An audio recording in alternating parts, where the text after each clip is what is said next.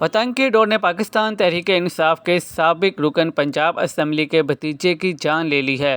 Media reports کے مطابق P T I کے سابق ایم پی اے اعجاز خان جازی کا بھتیجا کرنٹ لگنے سے جاں بحق ہو گیا ہے۔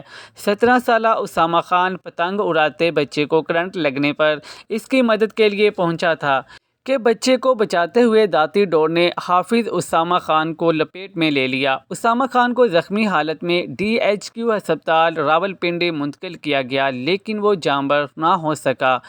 بتایا گیا ہے کہ راولپنڈی میں خونی بسنت کے باعث پتنگ بازی کرتے چھت سے گر کر ایک شخص جاں بحق ہو گیا جبکہ قاتل ڈور اور ہوائی فائرنگ سے بچوں سمیت 35 سے زائد افراد زخمی ہوئے ہیں۔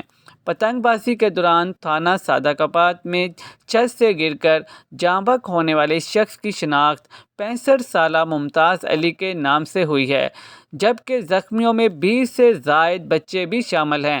2 زخمی بچوں کی حالت انتہائی تشویشناک بتائی جاتی ہے۔ ہسپتال انتظامیہ نے بتایا اندھی گولی لگنے سے 13 سالہ فاطمہ 10 سالہ مجاہد زخمی ہوئے۔ عبداللہ اور محمد امجد نامی بچے بھی اندھی گولیاں لگنے سے زخمی ہوئے ہیں۔ کیمیکل ڈور یا قاتل ڈور گردن اور ہاتھ پر پھرنے سے 7 سالہ عبداللہ اور ہاتھ کٹنے سے 10 سالہ مصطفیٰ زخمی ہوئے ہیں۔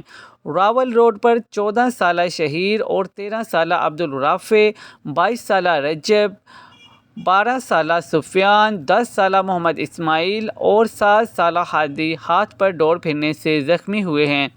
S P operations Kamran Asghar کا کہنا تھا کہ بسنت کے دوران پولیس نے 227 پتنگ بازوں کو گرفتار کر لیا ہے۔ بسنت کے دوران ہوائی فائرنگ کرنے والے ملزمان سے 8 پستول اور بندوقیں برآمد کر لی گئی ہیں۔ پتنگ بازوں سے 14,230 پتنگیں برآمد ہوئی ہیں۔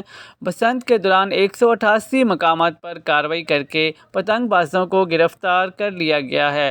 کارروائی میں 2 مختلف مقامات سے ہیوی ساؤنڈ سسٹم بھی قبضے میں لے لیا گیا ہے۔